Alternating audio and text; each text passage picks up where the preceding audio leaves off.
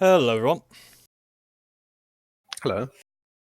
Welcome back to whatever this is. Discussions and Dragons. Talking about Unearthed Arcana again. This time, we've got more subclasses. So they released another set of subclasses. Yep. 3, one for the bard, one for the sorcerer, and one Cleric? for the cleric. Yeah. And today we'll go through the bard one. We've done all 4 of the January one. And today we're doing the bard. There was a kind of, I don't know if it was a leak or just they just released it early. There was a version of this. I think it was a leak or something. Yeah, Someone found it by typing in the right URL.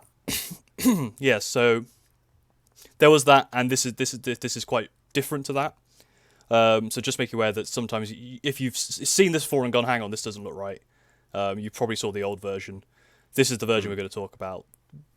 There's speculation about, did they release it and go and they got a load of backlash and changed it because of the backlash? Were they still working on it? Who knows? Who cares? We'll just go through the one that we've got. Yeah, it is a little strange how much some of the stuff changed in such a short period of time, though. But yeah. Yeah, I am wondering if they we've got. uploaded an earlier one just as a placeholder to have the URL correct, and then someone found it by just typing in subclasses part 2 or something. A quick note as well. That's what happened, I heard. Yeah, a quick note as well. You might see at the top of the screen, if you actually watch, even though this is just a PDF, you might see what the kind of heading, what the PDF is, 1 out of 5, the page number or whatever, come up and down. I'm not very well at the moment, so I'm using push to talk. So when I cough, I'm not spluttering all over the screen and all over Chad's words rather than Chad himself. He's far away.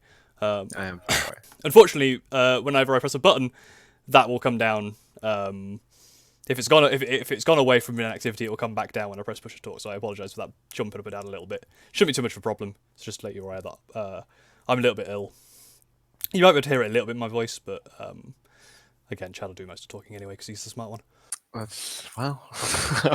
wasn't going to say it myself, but shall we talk about Bard in general? Yeah, we usually start off these things by talking about the actual class in general. As far as my experience goes with Bard, I've never played one, and we very rarely. I think this is the first time we've had one. Dave had one for a brief period in my campaign before he stopped playing. Dave did have. Didn't get very far. Liam had one for 5 minutes. Liam had one for 5 minutes and never got to do anything with it. And in our current campaign, which I'm DMing, we have a Bard.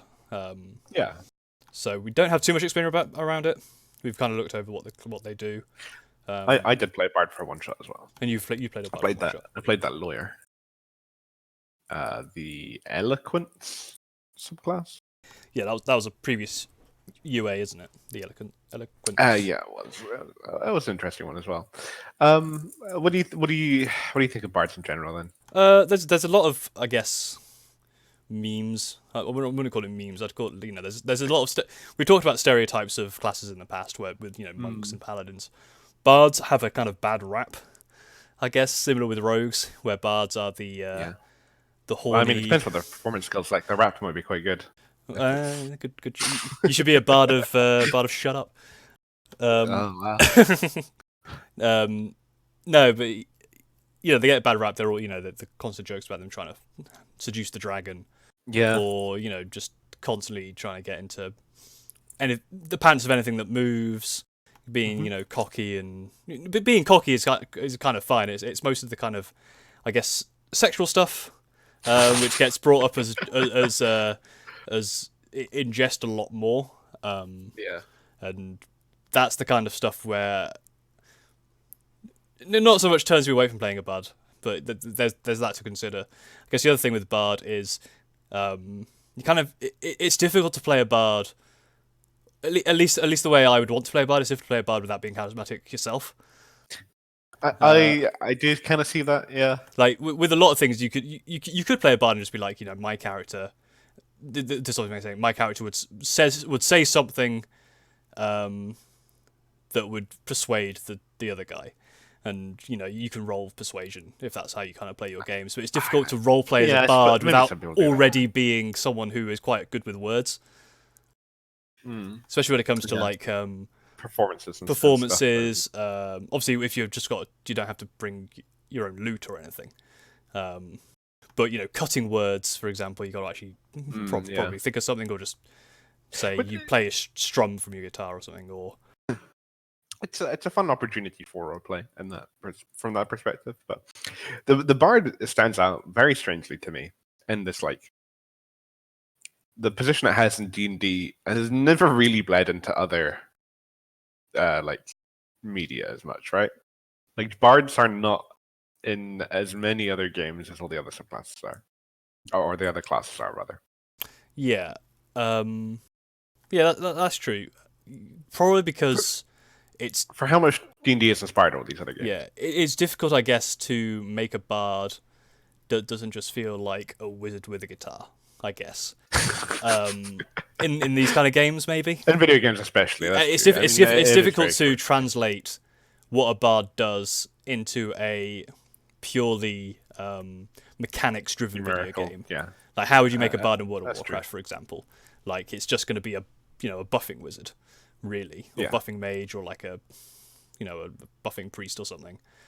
You don't really get the kind of part of bard, which is, I guess, the interesting part, which is the kind of charismatic part of it,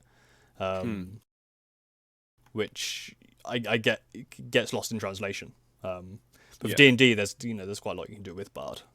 I think compared to other subclasses, I think there's more you can do with bard, purely because you could change up, even if you are a musical bard, you could change up the musical instrument, which changes quite a lot. You could be like a drummer or something, like a war drummer, or you could be standard lute, flute, singing, poet. There's so many different things you can kind of go into what your bard is, even just performance, like dance, interpretive dance. Again, not to suggest you have to do an interpretive dance at the table, unless your DM is particularly mean. But you know what I mean? Yeah, I feel like it is a little locked in with its spellcasting focus, specifically being a musical instrument. I feel like there could be more room for other like artistic expression instruments to be the spellcasting focus, but I mean you can homebrew that anyway. Yeah, I think we did with Dave. I think he had a book of lore or something. Something like that, because he was a storyteller. I think he had a like a loudspeaker or something. Or he had a cone or something. Yeah. But I mean, even like dance, you could just have like tassels or something as your focus. Yeah, for sure. I think as written, like the flavor as written, it maybe locks people into it a little much. Into you have to be a musician. I mean, even like I would say like actors are a really good example of a bard, right? Just like a person who's into theater, but there's still that stipulation that you kind of have to have a musical instrument. Yeah. I assume you can get like a wand or something. I don't know. Oh yeah, you can work around. You can have a spell component pouch. I mean that works. Yeah. The other thing obviously is something I just thought on my head for a fun bard is a conductor. Have a conducting baton as your thing. I mean, that'd be quite interesting. It definitely makes sense because they kind of are a little bit supporty, like almost battlefield. Yeah, you basically conduct a battlefield, which does kind of bring theory or music to the battle. There's lots you can do with that space. Yeah, for sure. And all of that translates, I think, well into each subclass. Maybe not like swords. Obviously, most subclasses are pretty strong. Yeah, and it's more like it's similar, I guess, what we're saying with paladin, maybe. Maybe not. It's kind of the opposite of monk, right? Where you're very much a monk first. Subclass second. Sure, yeah. With bard, you can kind of, again, similar to warlock, I guess, you can kind of be anyone. You could be a traveler, you could be a court jester, you could be, you could not travel, you could travel. They're the two binary options really for stories, right? You're either someone who's not traveled, or you are someone who travels a lot. You're usually kind of put into performer, but I mean the lore subclass exists as well. And there's a lot of like, I just want to go and document the stories of the world. I hear that as like a pretty common thing for lore, which is almost like almost what you hear more often for wizards, because that's kind of like a scholarly thing. But you can get like the scholarly bard as well, which is very cool. Yeah. If I was to play a bard, I might play lore myself. Yeah, I guess. So what's our current bard playing? Which is the one that has cut and words? I think it's lore. Lore. Well, I guess the difference there between, I guess, wizard and bard is that a wizard is going to write a proper, dry non-fiction book, and a bard is going That's to true. Yeah, that's true. elaborate a little bit. Yeah. And his story is going to probably be the one that's going to be more told worldwide, or a little more travelled, his word, because it's more interesting. And it's going to be like, the heroes went in, they killed 7 dragons, and the wizard with his actual, textbook is actually going, actually they only killed 2 dragons. 5 of them actually ran off. Yeah. And that it's the well actually, I guess, is kind of where the wizard comes in, when a bard is really trying to get the story to travel, even if that means changing the details a little bit. I guess if you've watched The Witcher. Yeah, the series. Or I guess read the book, because it's probably the same, but I can't read. It's Jaskier. I mean, yeah, that is a really good example of that trope. Yeah, Jaskier obviously embellishes the story of them defeating the elves or whatever, and then Geralt's like, that's not what happened. It's like, yeah, but it sells well. Yeah. I think I would like to play like a bard like that one day as well. I know a lot of people are put off with like, well, I'd have to try and like make a real effort to reflavor things if I don't want to end up like relying on having to sing. You know, you have to play the face of the party. Yeah, I think that, which I guess is intimidating than the singing stuff, but yeah. I mean, I feel like more than any class, bard is the one that gets banned the most. A lot of people don't want bards in there, and this is what I hear from other people's campaigns. I don't think classes get banned very often, but I do consistently hear of people banning the bard because it doesn't fit into their idea of what a campaign should be. All right. Is that because maybe they don't think like bards are a thing, or is that more because they don't want people to play a bard in case they start to go down the bad stuff, which they obviously hear more about? I think they're like, bard is a joke class. It doesn't make any sense. Like, I want this to be a real world gritty adventure, and I don't want like someone singing to cause magic or something. Which I mean, at that point, it's pretty dumb. It's pretty dumb because court jesters are a documented thing. Someone to entertain the crown. Jesters, yeah, but they're not necessarily the people traveling with the party. But that being said, Darkest Dungeon, they have a jester. I just realized that is like one of the few places I would say that I've seen the bard outside of D&D. Yeah, and I'm sure there were musicians, actors. Shakespeare wrote in the 1500s, that kind of thing. Traveling with people. Also, it's Dungeons and Bloody Dragons, right? Like, there's dragons, there's mind flayers. If you're put off by someone who's singing people to death, then maybe you need to rethink. Or then maybe you're banning all those things. Maybe you're going very much like dark, gritty, low magic or something. I don't know. Yeah. It feels like a weird thing to ban, unless you're banning it for the purpose of the fact that you've seen so much of the negativity from the negativity bias that you don't want people to fall into those traps. I think if that is the problem, I don't think banning the class is the way to solve. No, I don't think it is. I will say that our bard, Jim, who's playing a bard in our current campaign, is doing a very good job. Yeah, I would say so too. It's a very fun idea of someone who is like really naive and just, again, wants to travel the world, and they can perform musically, but they're just very naive and very like charming with their naivety, which is, and again, charisma isn't all about being suave, right? This is something where, warlocks are high charisma, sorcerers are high charisma. They don't necessarily have to be the face; they just have to be like alluring in some way. For Jim's bard, it's naivety. For a warlock, it could be like mystery is alluring, or there's something about their outlook on life that's interesting. And again, it doesn't even have to be about looks. That's, I guess, something else some people maybe fall into the trap of, saying high charisma is high looks. Like, you could be, I would say someone like Geralt probably has, well, maybe not Geralt, but I'm thinking of like, a paladin is high charisma as well, right? They're probably battle scarred to shit, right? Yeah. But they have such a presence, like, that when they walk into a room, that the scars help that presence that they're trying to portray. Yeah, absolutely. Yeah. And again, maybe with bard as well, you can lean towards, well, chicks dig scars if you wanted to go down that route. But anyway, Yeah. enough about Bard. Should we talk about in general? Let's talk about the College of Creation, which is a new UA. Just immediately from the name of it. What do you think? I think creation. It seems a bit of a weird thing for Bard to focus on to me. It's something that I'm trying to like having read through this. It makes sense what they're trying to go for. I guess maybe we should just read out the flavor first. Before let's. Yeah, okay. Good point. Bards believe the multiverse was given existence through word and sound, esoteric harmonies that continue to resound through existence. The song of creation. The bards of this college draw on this ancient power through performance of dance, music, or song to bring it into being what they need most. Members of this college might have developed their powers during experiences on other worlds or planes of existence. Those who have seen the commonalities of multiple realities might have learned how to tap into the truths most mortals glimpse only for a moment.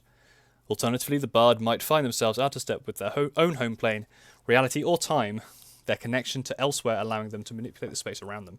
Regardless of where a bard draws their powers from, other performers might be drawn to them either to learn their secrets or to put an end to their dangerous manipulation of the Song of Creation. Ooh. Immediately, I've seen a problem with this. Go on. You start in level 1, right?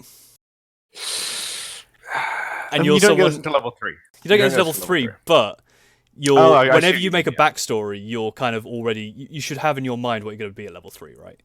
So, for example, if you make a rogue and you want to go to Arcane Trickster, you're probably going to have some sort of magical background. Like you were a... It is a little bit of an origin story, like a sorcerer's origin almost, right? Yeah, and the problem with this one is the fact that if you're from another plane, maybe another world might be okay, but another plane of existence, planes of existence outside the material are pretty dangerous. Like, if you're someone from, the elemental plane... I don't think it says you're from one, right? It says you might be out of step with your home plane. Well, it says you've got some connection to one. Members of the college might develop their powers during experience on other worlds or planes of existence. Okay, which means like level 1 to 3. Okay. Yeah, that's not happening. You're plane traveling, right? Which is not good. I guess you could argue. You can always have it as your backstory and say like, as a child, I went missing for a year to another plane. It is a bit much. Though. Yeah, that's very high fantasy for level 1. And I think that's again. This is another trap. I think I've seen a few times on various articles or Reddit or whatever, where people will make I think I made a mistake. You make a backstory, which is like... That doesn't make sense for level 1 character. Over the top, and then you go, okay, well, you're level 1, you're like... Or, level 1 or level 2. Maybe even level 3. You're not that great at level 1, 2, or 3. I'm a grizzled war veteran. I used to be the general of, like... I was the highest ranking general in the King's Army or something like that. And then I decided to retire and become a level 1 fighter. Yeah, it's stuff like that. And I think the kind of plane crossing stuff that early... it's a little... You could fall into the trap of making that, like, way too much and then being like, okay, but you're level 1, you have, like, 5 hit points, you're dead. Other worlds, like along the material plane, we've had it in our campaigns where people have crossed material, like between our campaigns, which are different worlds, all on the material plane. That you could do that where you go, hang on, well I was on this world, now I'm here, what's going on? And you know a magical musical instrument as you're playing, you suddenly realise you're manipulating this song of creation between the two, and you go, hang on, what's going on here? And you work it out. That's something you can do, but I think the main thing that I kind of focused on here when I read it was like, you're talking about other planes of existence, which is like higher level stuff, right? Like I'd say most people don't really know about the other planes of existence. They know they exist, but they don't really know what they are. They know about hell, and they know about heaven. I guess it depends on the setting, I guess, right? Yeah, it's just one of those things. It might be more common knowledge in the official settings than it is in our homebrews. Yeah, I guess so. It's one thing I want to point out. Sorry, I interrupted you. You go ahead. No. I was just going to finish the thought on like, being from other planes of existence is a little whack for level 1, but carry on. It opens with saying bards believe this, which I found really strange. They believe that the multiverse came in for the Song of Creation, and they tap into the Song of Creation. But I don't feel like many other subclasses or classes talk about what the character believes to be the case. They tend to quite firmly say that this power exists and you're tapping into it, rather than saying you believe that this power exists and you're tapping into it. So I find it a bit strange. And why they didn't call the Song of Creation the Big Banger is beyond me. But yeah, it's this weird, boy. it's this weird thing where bards are saying the song of creation has made everything, but nobody else believes. But nobody else believes it, and it does. It seems to work. I don't know. There's a lot of lore in here, right? This is a very lore-heavy introduction involving planes, the origins of the universe, or I guess multiverse if that's kind of your thing. And it's like, do other bards not draw into this? Do they draw into a different power? Like, I do kind of like this Song of Creation idea as a kind of source of the bard's magical power, more so than I like the default bard one, which is like, I think like music can manipulate the weave, I guess, is kind of what they're going for, the default one. Yeah, I guess the way that kind of work, the weave is manipulated for those who are, this is fairly higher level, I guess, or low level, whichever the correct term is. In general D&D, maybe it's different for your campaign, but if it's homebrewed. But in my homebrew campaign, I use the weave, which is essentially like the force, where there's this like invisible thing that permeates everything, which is how spellcasters do magic, is they manipulate this weave to do stuff. And I guess, it's a combination of movement and words or sound. So I guess you can kind of see where that comes into like dance and song, right? It's just that movement and sound, but in a different context. Yeah, it's a different way of invoking it, which is interesting. I almost feel like the bard could have been like almost like the monk, in that its style of magic comes from a completely different culture than wizards or something. I wouldn't mind doing a bard in a campaign that doesn't normally have bards, and it being like, oh yeah, this is some weird magic that we don't normally see people doing, because most people don't. Most people traditionally invoke magic through wizardly ways rather than bardic ways. I guess the other thing with bard, which I guess is kind of weird, so this is going kind of back to general bard. Bards could just not be magic. Think of someone who can rally the troops, or they had people playing music on the battlefield. Like, they had no magic. It was just their sound and their kind of presence gave other people vigor. Bardic inspiration absolutely could definitely not be magic. I think that's kind of bardic inspiration. But then there's this whole. You are a full spellcaster. Yeah, this is a full spellcasting class, and it's just one of those things where you think, like, if you go to a tavern, right, and there's a band playing in the corner. Sure, I mean, not every bard is a bard. Yeah, is the main thing to take away. Like, just because you see someone playing an instrument in a tavern does not mean that they are the bard class. Yeah, but they are a bard. They are a bard, but they're not the bard. Class. Yeah. I guess again, it's one of those weird things, and this one definitely leans much more into magic than you might expect from like another interpretation of a bard. Yeah, it is a full spellcaster. It is a little strange. Yeah, there is also a little bit like there's two things going on here. There's multiple planes of existence and multiverse, and there's also the Song of Creation. You really could have just done with one or the other, right? Like, the Song of Creation itself is an interesting thing. I don't know why that needs to. Strange that they went for both. Yeah, and I don't know why they made it so the Song of Creation had to tie into the planes so much. Because every religion or every person has their own thought on how the world or the universe came to be, right? But the planar stuff is also, I don't think, mentioned anywhere else in the subclass, is it? I'm not sure I'm right. I've read through it once, but I'm not sure. I guess we'll see. Yeah. Yeah, but it's like a paladin. Maybe this is a bad example. A cleric and paladin, they're going to get their I guess it is a good example. They're going to get their powers from something they know is on another plane. They know they're on, they're in whatever heaven their god is in, right? But they don't have to themselves have been there. Yeah. With this, it sounds like the Song of Creation, to be able to manipulate it, you need to have been to various different places to I don't know. There's. I mean, it does still say like you might just have a connection to another plane. Yeah. Like, I mean, it could very much be like you're born under a certain like planets aligning or the planes aligning, because like that's the thing that the planes do, right? That's very true. It just felt like they kind of leaned into it without kind of saying, giving that kind of idea.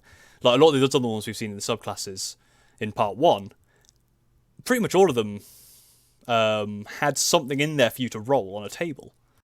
You know, the Beast Oh, yeah, Barbarian that's had like 4 different options. There was the masks for the Mercy. I don't think there was one for the Paladin. There was one for the Genie. You know, your whatever your vessel is. This one would be nice to have a table of you were born with a strange plane of alignment. You were born to a celestial. One of your parents was a celestial or a demon. A perfect race for this is Tiefling or Aasimar.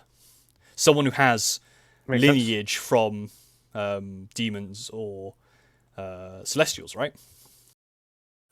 I'm not sure I would embrace the planar side myself. I like the song creation stuff, and I'd probably just stick with that if I made one of these. Yeah. Again, obviously, you can kind of choose as much as your list as you want, but I guess we're kind of talking about as written, I guess. Yeah, for sure. Obviously, you can lean more into one thing or the other. Like, obviously, you lean more into the song of creation. You have an idea of or you've studied what you think of as the origins of the universe, and you're using that to manipulate it through song. Or you lean to the other side and go, okay, planar stuff. Because you're kind of split brain, you can kind of see through time or something, or see through the reality of how it's constructed, and like you can see the Matrix basically, I suppose, but it's all musical notes.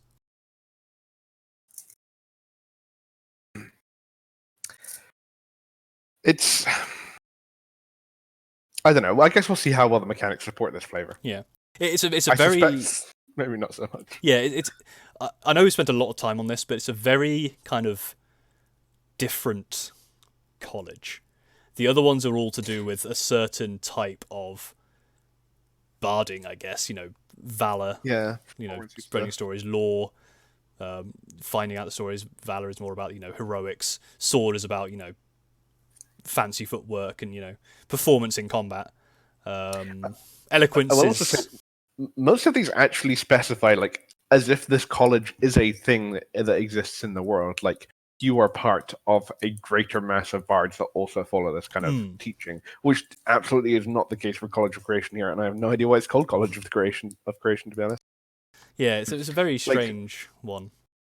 But if you look at College of Whispers, it said bards of the most folks are happy to welcome a bard into their midst, and bards of the College of Whispers use this to their advantage, as if people might know, oh yeah, this guy he belongs to a barding college. Yeah. Which the College of Whispers. We should be careful around it. Yeah, again, this is another kind of, I guess, weird thing where obviously this is kind of taking this to the next kind of, it's taken to a little bit to the degree of absurdity, right? You get to level 3 and you go, sorry guys, I can't travel with you anymore. I'm going to college.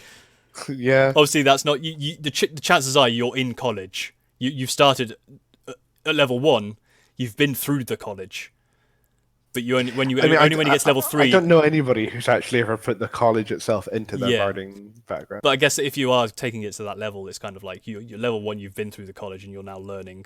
You're kind of, what they say. It's you go to college to kind of learn the basics, but it's not really until you actually apply it that you learn what your vocation. Sure. You are kind of specializing. I mean, that's one of the subclasses for the most part. It's kind of strange with wizards as well. Wizards are in a similar position where a lot of them will have a scholarly background, and then it's level 2 where they actually pick their main thing to go into. I know Feanor specifically, he had to go back to his college to graduate, right? That was part of his story. So it's kind of similar in that sense. Yeah, but again, with that you could because Theo was a divination wizard, but he was never taught at a school. Yeah. That was just the thing he was most interested in. Yeah. What was I going to say? Oh, yeah. It's probably worth noting we don't know anything about D&D lore. True. In any of the actual settings. So, maybe Sonal Creation is something that's way more well known than we're given credit for. Maybe it ties in quite heavily to the planes. I imagine the people writing this subclass know a lot more than we do about that. Yes, so. I imagine that some people read this and go, "Oh, the Song of Creation is finally being utilized," and we're just like, "Song of Creation, whatever." Well, they didn't make this shit up. Yeah. They didn't even say it's real. They just said they believe in it. Yeah. Probably should have put this disclaimer at the start of the video rather than, Yeah, however we many minutes. probably do that in future. Yeah. We should also probably put a disclaimer that we barely fucking talk about the song class. Well, I've started doing the timestamps. So if you see a massive timestamp between College of Creation and Notes of Potential, you can understand that we talked about a bunch of crap for a long time. Yeah. Speaking of No. note, oops, Yeah, should we go into it? yeah, I was saying no potential. Yeah. Yeah, note potential. You can manipulate the Song of Creation to summon a floating musical note of possibility. Whenever you give a creature a bardic inspiration die, you can create a note of potential. The note orbits within 5 feet of the creature. The note is a tiny object that is intangible and invulnerable, and it lasts until the bardic inspiration die is lost. A creature with a note can use it in the following ways. Note of destruction. Immediately after a creature rolls the bardic inspiration die, add it to an attack roll. To add it to an attack roll. The creature can expend the note to create a burst of sound. Each other creature within 5 feet of it being the note, I assume, must succeed on a Constitution saving throw against your spell save DC or take thunder damage equal to the number rolled on the bardic inspiration die. Note of protection. Immediately after the creature rolls bardic inspiration die and adds it to a saving throw, the creature can expend the note to gain temporary hit points equal to the number rolled on the bardic inspiration die plus your charisma modifier, provided the charisma doesn't already have temporary hit points. Note of ingenuity. When the creature rolls a bardic inspiration die to add to an ability check, the creature can expend the note to roll the bardic inspiration die again and choose which roll to use. Look, before we go into any of this, I just thought of like a really weird way to use this. Bardic inspiration doesn't need to be to a willing creature. You can give this to anyone. Also, you don't need to be able to see them. They just need to be able to hear you. So you could give this to an invisible creature to then summon a tiny note that orbits them that you can see, and the note is it's an object. Yeah. And you could then cast another spell on the object, like an AoE or something. Yeah. No. Okay. Those shenanigans aside, I don't think that would actually go down properly. There's also there's a couple of weird things hit with this as well, just in general. The note lasts until the bardic inspiration die is lost. But it also means you can also dies last. How long? 10 minutes. Yeah, but 10 minutes. But once you roll the bardic inspiration die, that's also lost, right? Sure. So you could then, once you roll the die, you can choose whether to do these things. But if you don't do them, then the note disappears and does nothing. Sure. Yeah. I mean, you can also it also says when you give someone bardic inspiration, you can give them this note. Yeah, because it gives you the option to do it whether or not you want to, and for the most part, you're always going to want to. I don't think it's actually like an actual choice. Yeah, it's not like there's any limit on this. I can't see. It's just whenever it's just bardic inspiration limit. Yeah, I mean, it's your bardic inspiration limit. It just busts your bardic inspiration, which is fine. A couple of the subclasses do that, I think. Yeah, maybe just the one. Another weird one that in Note of Protection, we'll go through these one at a time, but I just want to call this out. Provided the creature doesn't already have temporary hit points. Usually temporary hit points overwrite each other. But for this one specifically, it just disallows you to use it if you have temporary hit points. I wouldn't. I would rewrite that rule myself. That is really strange, though. I don't know if maybe I don't know what the purpose of that is. Like, why? Yeah, neither do I. Because why we is know that temporary nerf hit points work already compared to? Yeah, because if they got one temporary hit point left, and you're replacing it with, let's say, you roll a 4 plus your charisma divided by, let's say, it's another 3 or 4. You could do that with any other spell that gives temporary hit points. It will just overwrite that one, and you'll go back to 8 again. Yeah. Why? But if you only have one temporary hit point left, you can't use this. You have to slap them to remove that hit point to then give them another 8, and that one doesn't make sense to me. I don't know I have no idea what the intention behind that is. Maybe we're missing some other there's an interaction. I really don't see how. Oh wait, it's bardic inspiration plus charisma modifier. That's actually quite a lot. I don't know what the I don't know what. I guess it stops you. It stops you giving the same person it twice in a row. But again, it doesn't matter. Though, you're probably going to be giving it to someone who needs it more than once. Yeah, I don't know. Very, very strange stipulation to add on there. Yeah. What do you think of each of these then? We can go. First of all, let's kind of go. We go through.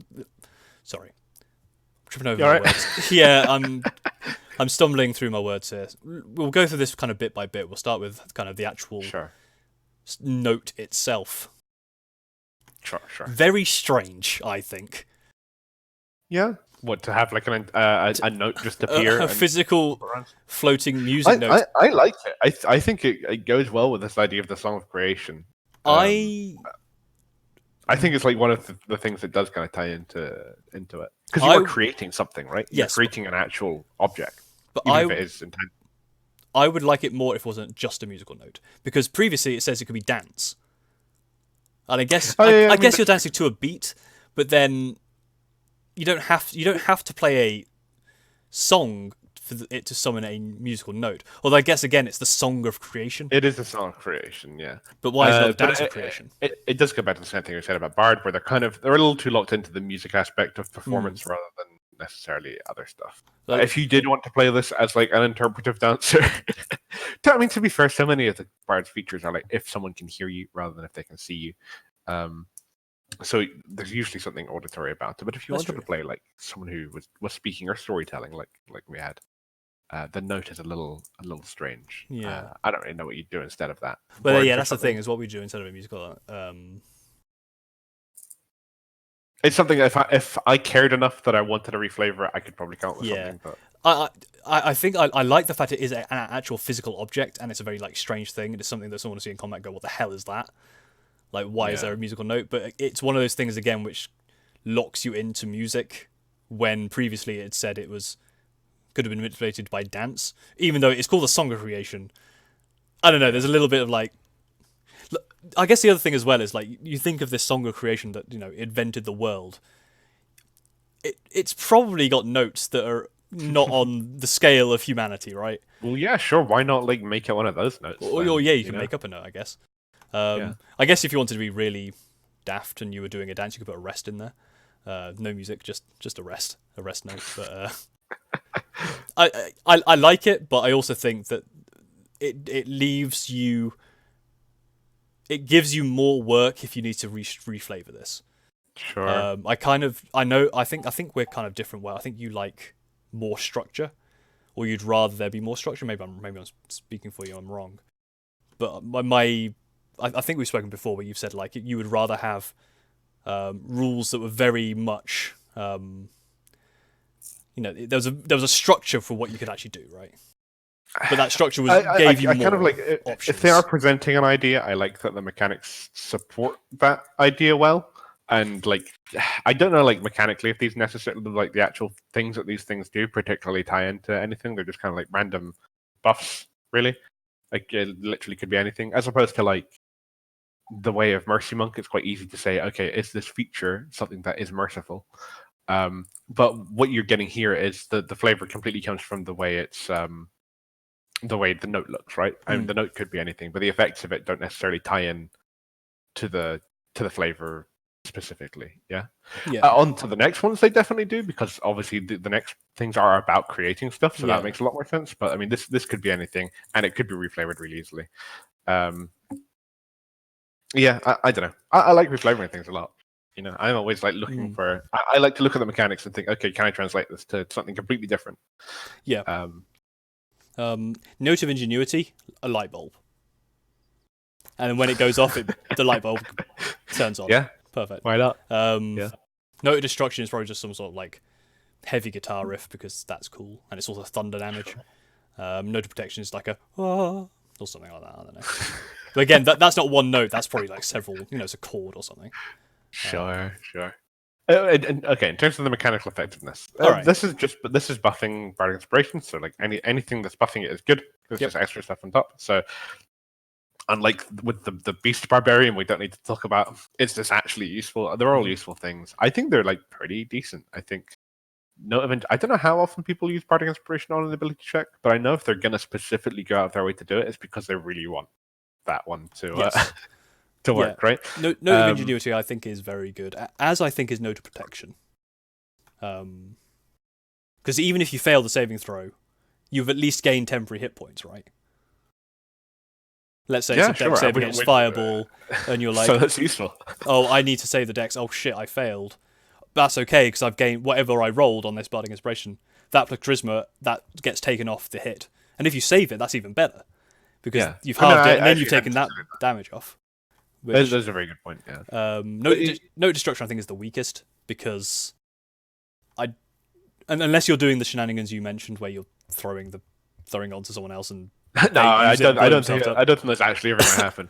But I think my point is, and not my point, nothing to do with that. In fact, I think this would work really well on like a drunken way of the what's that? The drunken master, the brewmaster. Sure. Brewmaster. I would work really well on that because they have a lot of features that benefit them being surrounded by things. I don't know how often you get surrounded. I think it probably happens often enough that you can put this on a tank and then if you look at the thing that the College of Valor gets, where you can add the Bardic Inspiration die to a weapon damage roll instead of a attack roll. This is letting you add it to the attack roll and then to the damage roll on at least that creature if they fail the con save, in addition to any other creature around the person. So there's definitely times that this is pretty decent, and you're looking at how much is a Bardic Inspiration? It's like 1d6 at the start. It's d6 up to d12. It's not insignificant, especially for nothing, for free. I guess that's the thing, it's for free, right?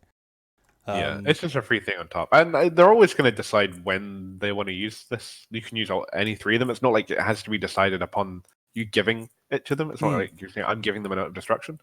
You're giving them you're just giving it to them. And it's a lot of, it makes you change how you might decide to use your Bardic Inspiration die. If I'm given a Bardic Inspiration die, normally I'm probably just going to check on the first attack roll I make to consume it so that I don't save it. But if we're fighting something that has already done caused people to take saving throws, like a worm that's going to inflict poison on us, a fuck ton of poison damage, and I'm thinking, well, if that hits me, I definitely want to save this saving throw for it, especially when you're looking at it being low level. It's either going to help me save the saving throw, or if I fail the saving throw still, then at least I've got the buffer of the temporary hit points. It's cool. I think it's good. And ingenuity is especially good as well, because I don't feel like you do it on ability checks that often, but we haven't played with enough bards for me to know. D6 is like a pretty good thing to add, and being able to roll it twice is, if it's a crucial roll, which happens fairly often, I would say. There are maybe at least once a session we have a really crucial ability check. Tossing Bardic Inspiration and the guidance and giving assistance, all on top. Yeah. It's just giving you more ability to guarantee that roll goes well. Yeah, and I think this is good as well compared to something like cutting words, where you have to choose between one and the other. It's just, whenever you use this Bardic Inspiration die, it's better, rather than going, how do you want to use your Bardic Inspiration die? Because this could have been, they could have gone, this replaces the effect of your Bardic Inspiration die, but they haven't. They've added it as an additional, and there's no limit to it apart from the Bardic Inspiration die limit. So I think it's just it's a very good thing, especially early on, like we mentioned before. Campaigns, I don't know. I've seen a graph before. Campaigns mostly get to level 8, 9, 10. Then they start to That's drop our off. experience as well, isn't it? So if you're starting off, and and it's a campaign that may not get very far, it's a one shot or something. For a third level thing, this is really good. I think. Yeah. There's a lot of potential here, and it's just very useful overall.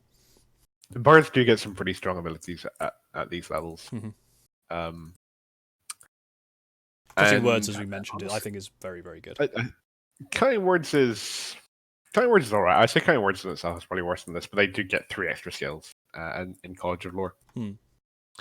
Obviously, College of Swords just gets all the fighting stuff. Which I mentioned this to you before, but I don't really think it's fair to compare that stuff to everything else, because it is a lot that they get. But they have to get all of that extra stuff just to bring them in baseline with if you want to change to actually fighting with weapons instead of using cantrips, they need to give you a bunch of stuff, all the proficiencies, give you a fighting style, give you some other stuff, so it's actually even worth looking into. Same with Hexblade. Hexblade has to just give you so much stuff.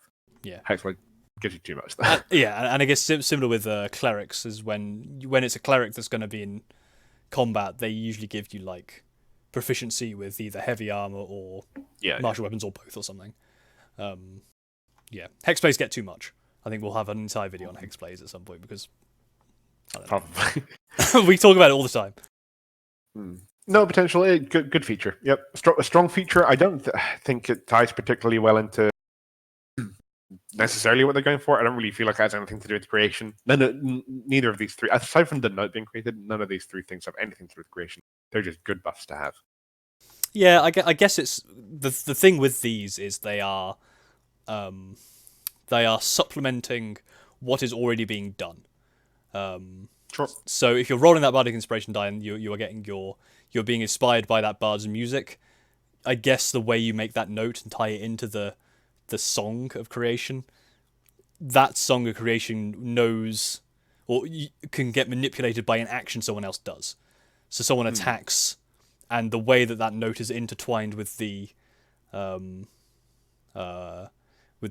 of creation. When someone attacks, that note knows, okay, they've hit better because I've done this. I'm going to blow up and or I don't know. Yeah, that was a very kind of convoluted way of saying. I don't know. It doesn't make any sense. I'm trying to weave it in, but again, I will say a thing about subclass features in general, especially the first one that you're getting. If you look at something like Glamour, where they're getting enthralling performance, that's like a really good thing for them to get. If you sing for at least a minute, you can charm everyone. It's a good extra feature that you can add, and then when you need to do that, that's something you have in the back pocket, right? But you can go for sessions without ever using that. I feel like that's a fair assessment to make, right? You can probably go for several sessions without ever using it. Bardic Inspiration is something you're using all the time anyway. It's just buffing something that's already good and something that you're using. I feel like subclasses which buff that stuff are stuff that I like, because it means like this thing's never going to go to waste. Yeah. If, it was the same with the monk, like the Kensei. That's a very good subclass, just because every single feature is something you're using every turn. It's always based on your weapon and your attacks, and yeah, you will probably do like 90% of the turns that you do, you will use all of those features, as opposed to other ones where like getting like Sanctuary on yourself. I guess that is going to happen every day, or being able to the second wind sort of thing that Open Palm gets. Maybe it's something you use once per session, and it's good, but something that actually affects things you're doing every single turn is much more interesting. Yeah, obviously it feels a lot more. When it's something that ties into your class and your subclass that you're using all the time, it makes you feel more like that is your subclass and you are doing the thing you want to. Yeah. Like, again, example, Hexblade. Obviously, you're summoning a sword, you're slashing with it, you're doing damage. That feels like you're a Hexblade as opposed to any other Warlock. This feels like you're a Creation Bard as opposed to any other Bard, or really any other Spellcaster. Because it could come down to the fact that, I don't think there is a subclass like this. But your third level thing is so very rarely used that you're basically just another spellcaster, not really feeling like a bard except through flavor. This at least makes it so everything that you're doing with your bard is being improved, which ties back into your subclass. I'm trying to think of like a subclass where I really didn't like the features because they didn't really. I didn't feel like they were going to come up very often. I think Storm Sorcerer was one of them. It gives you some knowledge in some languages, and as a bonus action, immediately before or after you cast a first level spell, you can fly up to 10 feet without provoking opportunity attacks. And I want to say, like, if you're positioning yourself well as a sorcerer, that's just not going to come up very often. Yeah, right? You could probably go on an entire campaign using that like twice. Yeah, it's one of those things where it's like, it's a very nice to have, but again, if you're playing properly, you shouldn't be using it. It's kind of like a crutch. Yeah, I mean, and especially because as you get higher and higher levels with sorcerer, you'll have other ways of moving around. Misty Step or something. It's definitely a really nice thing to have, because when you want it, when you need it, you definitely want to have that. Because it's very powerful in the situations where you need it. If you need to get away from someone, that's useful. And being able to fly a little bit, it's not too shabby either. But it's just like, why do you pick Storm Sorcerer at level 1 and you just don't get anything that anyone's going to notice in return for that? I kind of a little bit with some of the Warlock subclasses as well, I feel. What is it like? Even a Great Old One, you only get the telepathy. To be fair, that's something you can use all the time if you want to. But I've been with a few Great Old One Warlocks and had them use it like twice in 6 months of play. You know. Anyway, should we go into the next feature? Yes. Animating Performance. At 6th level, your mastery over the Song of Creation allows you to magically bring items to life. As an action, you can create a large or smaller non-magical item you can see within 30 feet of you and animate it. The animated item uses the dancing item stat block and is under your control for 1 hour or until it's reduced to 0 hit points. In combat, the item shares your initiative count, but it takes turn immediately after yours. It can move and use its reaction on its own, but the only action it can take on its turn is a dodge action, unless you take a bonus action on your turn to command it to take one of the actions on your stat block, or dash, disengage, help, hide, or search. When you use your Bardic Inspiration feature, you can command which action your animated item takes as part of the same bonus action. Once you animate an item with this feature, you can't do so again until you finish a long rest, or until you've expended a spell slot of 3rd level or higher to use the feature. You can only have one item animated by this feature at a time. If you use this item and already have if you use this action and already have a dancing item from this feature, the first one immediately becomes inanimate. This is the stat block here. So large or smaller, construct neutral, 16 armor class, hit points equal to the dancing item's constitution modifier, plus your charisma modifier, plus 5 times the level in this class. That's a lot. Why it didn't just say 3, because the constitution modifier isn't going to change, I don't know. I mean, you can have spells that affect this con mod, right? Or something. Yeah, but if you change someone's con mod... It's unlikely to happen, yeah, but I guess. It's worth mentioning, I think. 18 strength, 14 dex, 16 con, 4 wisdom, 4 intellect, 10 wisdom, 6 charisma. It's immune to poison. It's immune to charmed, exhausted, poisoned, frightened. It's got dark vision, passive perception of 10, understands languages that you speak, and its actions are endless waltz. Immediately after the item makes a slam attack, it can take... Sorry, these aren't actions, these are just more shit. Immediately after the item makes a slam attack, it can take the dodge action as a bonus action, and the item is immune to any spell or effect that will alter its form, and the action is force empowered slam, melee attack, your spell attack modifier to hit, 5 feet, 1 target, 1d10 plus your charisma modifier, force damage. That's weird. It doesn't get your proficiency. It just gets your spell attack modifier to hit. Yes. Wait. But your spell attack modifier has proficiency in it, right? Oh, yeah, it probably does. Yeah, you're right. Otherwise, yeah, you'd be double dipping proficiency if not. Sorry, yeah. Yeah, spell attack modifier. Yeah, I think. I think it does. Yeah. Otherwise, yeah, I think it does. Because your spell attack modifier is your it's your spellcasting modifier plus proficiency. Yeah. Okay. Cool. This thing's actually pretty good. It's basically got a D8 hit dice. Plus its con. It's got 3 con per level, and then your charisma modifier on top of that. It's got a good amount of HP. It's also got a decent armor class, and it can take the dodge action every turn it attacks. And it's got a speed of 40 feet, which is faster than normal. Yeah. So this thing's actually like, it's good. It's like I was expecting this to be like a little shitty familiar or something, but I mean it's not as good as like the Iron Defender or the Steel Defender it's called now for the Artificer, but it's actually pretty close to it. It's good. Yeah. And what does a bard even use in their inspiration? Their the bonus action on every turn. Bardic Inspiration, which you could do this as part of the same feature. Yeah. I do feel like it's a bit of a clunky thing, and they kind of did it with the monk as well, where they said, "Oh, you can use this as part of Flurry of Blows, for the healing thing for Mercy." Where you're the point, the issue becomes you've got so many things cannibalizing this bonus action that you just have to say, okay, well, the thing that you always want to use your bonus action for, you can use in addition to this. It feels a little bit clunky to me. I don't know, but I prefer it than not doing that. So yeah, but I guess the thing with this is, unless you're going to use spell slots, you can only do it once per long rest. So you could have actually gotten away with it not being part of your Bardic Inspiration, and you just have to not use a Bardic Inspiration to do this instead in a turn.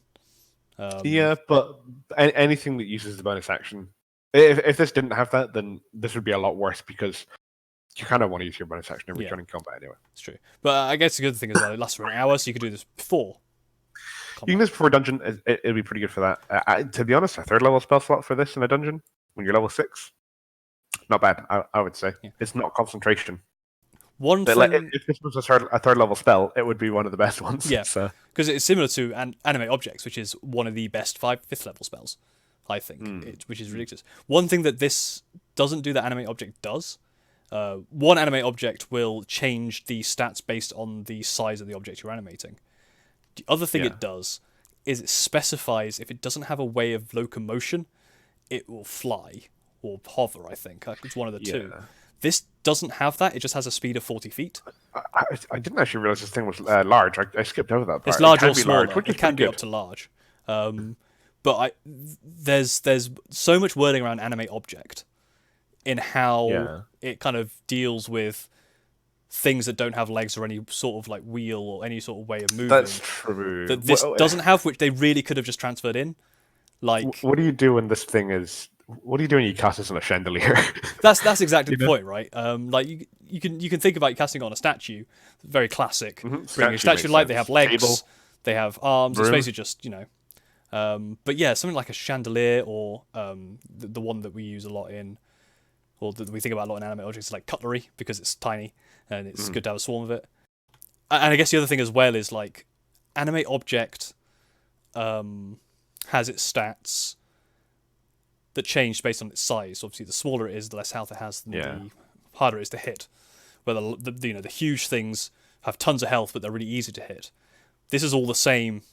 Whatever it's made out of, it has 16 natural armor. Like if you summon a hay bale, it's 16. If you summon a steel piece of armor, suit of armor, it's 16. Yeah, I get your point. But then that's also the same with Animate Objects. If you summon a large Bay of Hail, it's always going to have the same. It's going to be X, or it's a smaller one, it's going to be Y. But yeah, there were rules in a spell they've already made that they could use here to specify stuff. Because I can imagine you get into an argument with a DM where you want to animate something, and they go, "Well, hang on, how's it going to move? It's a box." And you're like, "Well, magic." It just hops around. It is magic, and I think that's fine. Yeah. It's a little strange because you kind of need to rely on like your DM to actually put stuff in the rooms. So many dungeons that we're in, we play with, we don't have them. Like, if you look at the map, there's nothing in there. The bards are like, okay, well, is there anything in this room? Is there a plant pot? Is there a table? Like, where exactly is it? Is it next to that guy? To the point that you're probably just gonna have to carry around a tiny object. Yeah, you're gonna have to carry around a keyring and then just chuck that and then animate it. Yeah, well, this is the thing with Animate Objects is a lot of people will carry around like ball bearings. To summon and animate. Which you could do. I've been trying more with my maps to actually include just loads of clutter. One, it makes the map look nicer. I agree. And it becomes more. It's a lot easier to have a what you see is what you get situation with maps. Obviously, if you're playing at a table, this is a lot harder if you got because you got to get like loads and loads of different like set dressing kind of thing. Obviously, if you're doing it at a table, you don't have that much set dressing, or you're using pen and paper, and you can't be asked to draw out like every table, every chair, or whatever. You just have to make sure you're in your mind or on your notes, probably on your notes because it's easier to write this stuff down. What's in each room? It just it adds flavor, which we wanted to do a discussion on like dungeon design and encounter design. That kind of ties into that, which we might have another video on. Well, it's nice for flavor, and also it's nice for this kind of stuff. And it's also nice to, someone can flip the table to hide under it. It kind of makes combat a little bit more interesting. Obviously, we play online, so with I can Roll20, use with Roll20, so I can use map making tools. I use Dungeon Painter Studio, which I would recommend. Although there is something called Dungeon Draft, which is coming out soon, which I would also recommend at some point because Dungeon Draft looks amazing. I use Wonder Draft, which is the map version, which is a very good tool. I mean that your maps look great with that. Yeah. So whatever, if you're using online Roll20, it's very easy just to find a pack which has loads of like set dressing or just guff to shove on a map, and that'll make your bard very, very happy. So, tying back to the object size, I do kind of wish that there was a difference there between them, because like you can't carry around a large object with you, but it is like definitely cooler for you to animate a statue that is in the room. It's definitely cooler for you to animate the fucking chandelier to drop off the ceiling and start attacking people, or the table or the rug.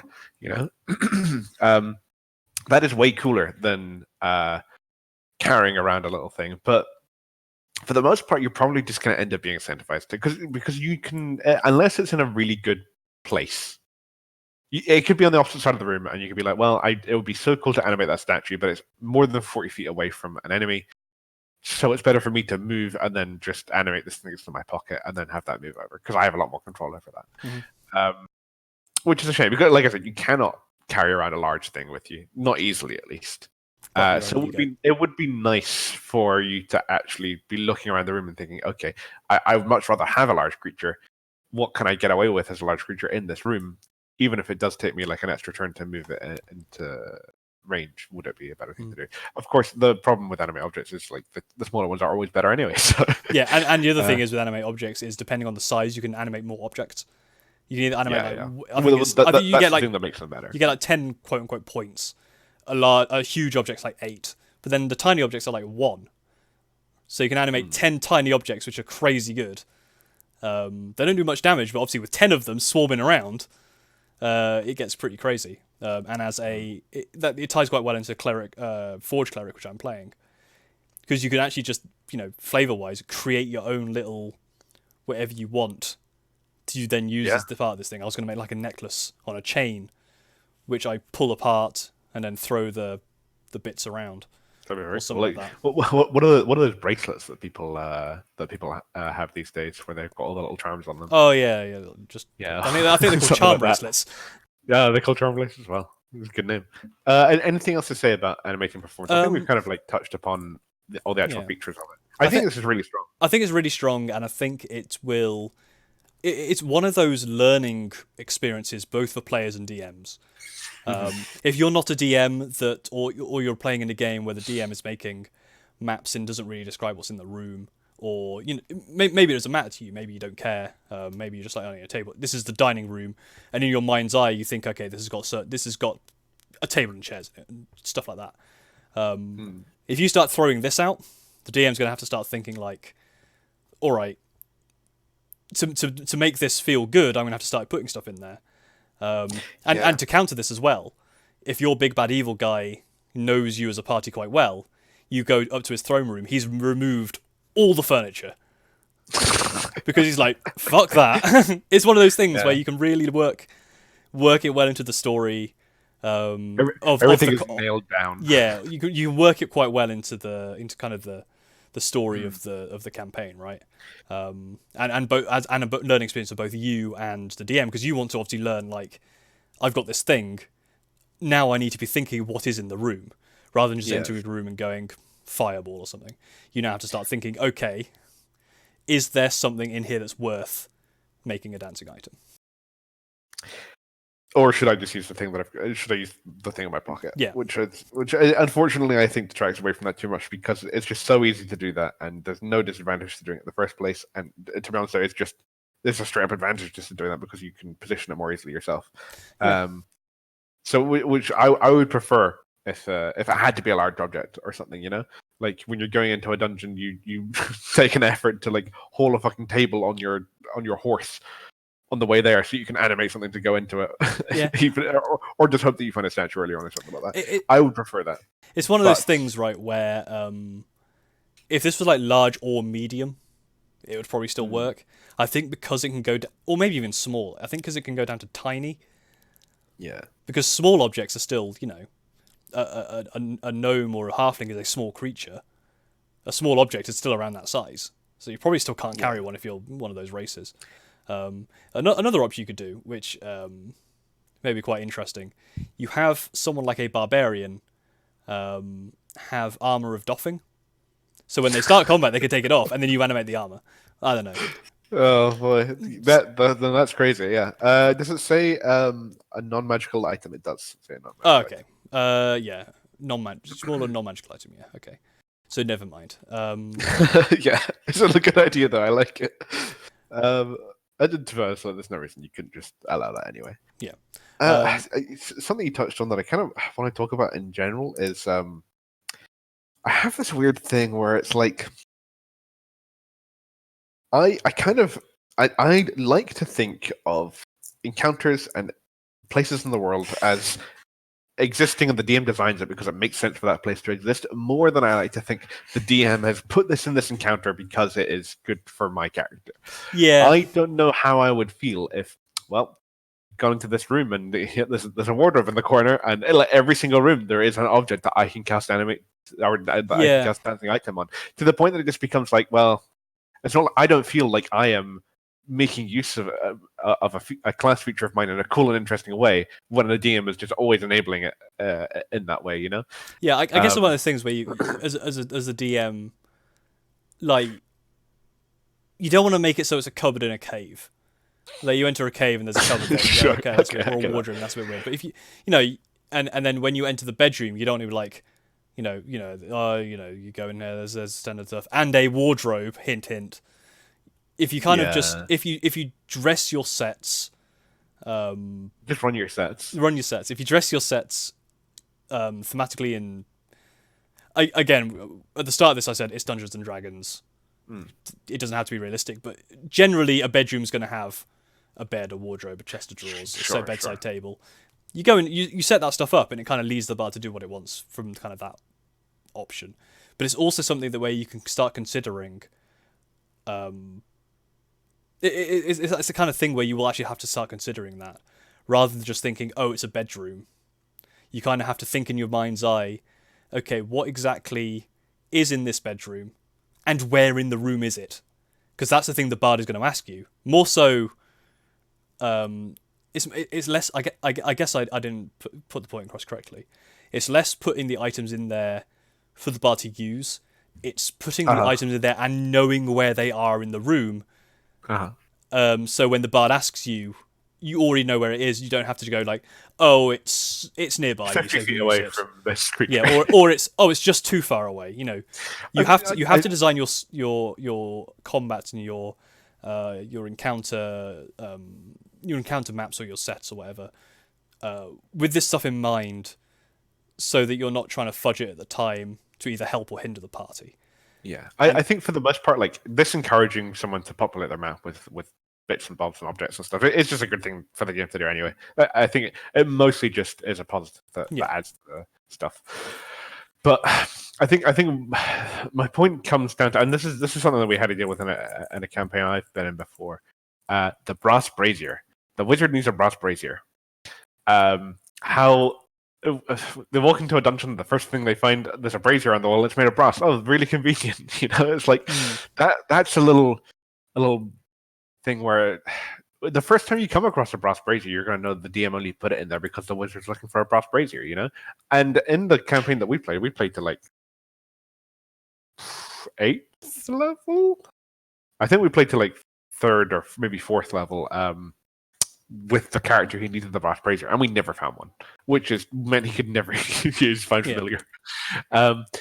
But or like when your familiar dies, you can then never use Find Familiar. And we found loads of braziers, but none of them were brass. And at that point, it just feels like that feels almost spiteful. Like this character wants the brazier at some point. It should be available. And you know, if they go into a town and they get the brass brazier, that's fine because that's realistic and it's the player going after it themselves. But like, at what point do you put the brass brazier in a dungeon, and when the player discovers it, does it feel like, oh wow, yeah, this place would have a brass brazier? That makes sense. I'm glad I can come in here and get it. More than it just feeling like, oh, the DM's just put this in because I need it. Yeah, you know, absolutely. And I think with stuff like brass brazier, for Find Familiar, I think anywhere where there's a magic user, you might find one. And again, in towns, you'll probably find one in a magic shop because they know that wizards are going to need these things. Like, you know, they need a book. They need a spell book. They'll probably have books and paper and ink. They'll have like brass braziers. They'll have incense and all that kind of stuff. For it to be in a dungeon, like, think about it this way: if you design your campaign and you do things really well, you could get to the point where someone goes, "Oh, there's a brass brazier." Don't think, "Oh, I can Find Familiar." They think, "There's a wizard here." Yeah, we need to be careful. That would be good. Yeah, that's definitely the kind of thing that if you're setting up your maps and your combat encounters with those things in mind as you go forward, your players, you can start leaving hints for your players, like have a brass, even if they have a brass brazier, have a brass brazier in a room, and they go, a wizard must be here, or a wizard comes here to do spells and that wizard has a familiar. Didn't we see a cat at the entrance? Yeah. We just thought it was a cat. Oh shit. That's a great way. The wizard knows we're here. To really tie into the world in a way that makes sense.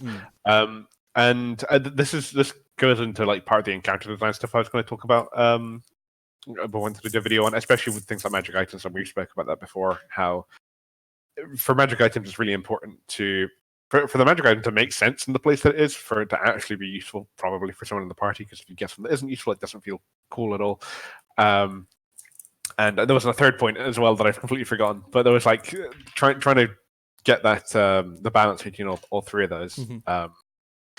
Yeah, you don't want to feel like you're giving your players stuff because of the classes they are.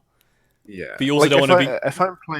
If I'm playing Harold in your campaign and we find a bunch of loot at the end, and there's a +2 halberd in there. I don't feel like the halberd's in there because of my character. Yeah. It feels like, well, that was bound to happen eventually. I don't really feel like, oh, this is a really exciting thing. Oh, wow, we found a halberd. That makes a lot of sense that we found it here. I'm glad it was here. More than I just feel like, okay, the GM just put the halberd in for me. The thing is that it's going to make sense when you're going somewhere and you find a halberd, and the halberd is hallmarked the same as yours, but it's an improved one. And you go, well, hang on, obviously someone from my order was here. Or something like that. Yeah, I mean, but again, it's tying it back to what we're actually talking about, which is cleric. Making sure that you're sorry, bard. I read the word cleric. Go back to the bard. If there's interesting things in the room, that just makes combat more interesting in general. Yeah, and then it makes this much better. Yeah, for sure. But I think we would prefer it if it was large, medium, or small, not tiny, because that just means you can carry around an object, and that kind of makes it boring. Oh, I mean, you could also make it quite interesting. You make it so your instrument is the thing that's smacking people. That would be quite funny. Oh, that's a good point. Yeah, I hadn't even thought of that. That is very cool. Then again, you no longer have a spell book. That's very true. But then generally, as a bard, you have several different instruments. You probably do, yeah. Like, you could start. Well, you could kind of do a band, a two-man band. You have one instrument, it has another. Like, you play a bass lute, and they have a proper lute, or something, and then you just like, or I guess having two banjos. You're playing dueling banjos with this dancing item, that's then smacking people. I don't know. Yeah, this was originally a 14th level ability. In the first list that came out, which I would say was probably bad. But at 6th level, this is really good. Yes. It's a very strong ability. Even I would spend another spell slot on this if I needed to. I'd be happy to spend a couple of spell slots on this for having short rests in a dungeon. Mm-hmm. Strong. It ties in very well thematically with the College of Creation. I think this is kind of what you think of. This feature gets an A+ for me. I like it. It ties in a little bit. It's a bit weird because the next one is, spoiler alert, the next one is actually creating something out of nothing. Or kind of out of nothing, I think, using the song. This one is more using it to imbue life or imbue a different function into an already existing object. When I believe these two were the other way round originally, so it makes sense to flip them this way. Whereas you get better at this thing, it takes you until 14th level to actually be able to create stuff out of nothing, or just out of the song creation itself. Rather than being able to do that at 6th level, and at 14th level you go, well, hang on, I can just animate an object. I guess it's an object you could have created before. I don't know. Should we go on to the next feature? Yeah, sounds like a good place to go. This has been a video of taking gauge. Bards only have 3 things. Bards only have 3 things, and this has been one of the longer ones, I think. Okay. Performance of creation. Your performance can manipulate the magic of creation, briefly transforming the world around you. Excuse me. As an action, you can create one non-magical item of your choice in an unoccupied space within 10 feet of you. The item must appear on a surface or in a liquid that can support it. The GP value of the item can't be more than 20 times your bard level and must be large or smaller. Tiny, glimmering, intangible notes float around it, and a creature can faintly hear music when touching it. For example of items you can create, so the armors, weapons, adventuring gear, tools and mounts and vehicles able in blah blah blah. The created item disappears at the end of your next turn unless you use your action to maintain it. Each time you use your action in this way, the item's duration is extended to the end of your next turn, up to a maximum of a minute. If you maintain the full item for a minute, it continues to exist for a number of hours equal to your bard level. Once you create an item with this feature, you cannot do so again until you finish a long rest or until you spend a spell slot of 5th level or higher to use this feature. You only have one item created by this feature at a time. If you use this action and already have an item from this feature, the first one immediately vanishes. Some kind of clunky rules around it. I don't know why they couldn't just let you have this just for a number of hours in the first place. You kind of have to concentrate on it for a minute, I guess. I guess it stops you summoning fine. like something in the middle of combat, a battering ram in the middle of combat, or like a wall, or a wall. Yeah. yeah. Though it can only be large, so not the worst thing, not the best thing in the world. They could have just said it takes a minute to do it. Yeah. I think would have been might have been a better way of doing it. I guess this allows you to make a wall for until the end of your next turn or something, like a bit of terrain. That's true. Which is cool, and it is cool. You're right. It gives it a bit more flexibility rather than just being something you have to cast this for a minute to be able to do anything with it. You can either cast it for a minute to have something that lasts for hours, or you cast it as a action, and it's there for until the end of your next turn. So it can be 2x2, a 2x2 space. Yeah. For example, basically, it's large. Something I just thought of my head: summoning a mirror for a Medusa. Yeah, why not? Summon a mirror. For a you're kind of protected just till the end of the next turn. Mirrors are expensive. It's true. Could be a small mirror. So yeah, it's true.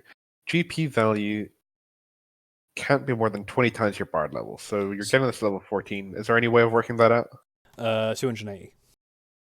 280 gold pieces, which goes up to 20 times 20, 400 gold pieces at max level. That's pretty alright, to be honest. As a 14th level ability, I guess like this means you can just get anything you need when you need it, right? That being said, compare this to the cleric first level ability for Forge Cleric. Yeah, although that requires the materials already. That requires materials, and if it's you can use coins in lieu of it. And I don't think it can be anything more than. I don't. 100 gold pieces or something. It can't be more than 100 gold pieces. I believe there's a limit on the size as well. Let me double check that. Forge begins with an F. There we go. Well, it's your second level feature as well. It's Artisan's Blessing. Oh, second level? It's an hour-long ritual. A simpler martial weapon, a suit of armor, 10 pieces of ammunition, a set of tools, or another metal object. See equipment in the player handbook. Creation is complete at the end of the hour, coalescing in an unoccupied space on a surface within 5 feet of you. Thing you create can be something that is worth no more than 100 gold pieces. As part of this ritual, you must lay out metal, which can include coins, with value equal to the creation. Metal irretrievably coalesces and forms into the creation of the ritual's end, magically forming even non-metal parts of the creation. The ritual can create a duplicate of a non-magical item that includes metals as your key if you possess the original. So it's very limited, more than...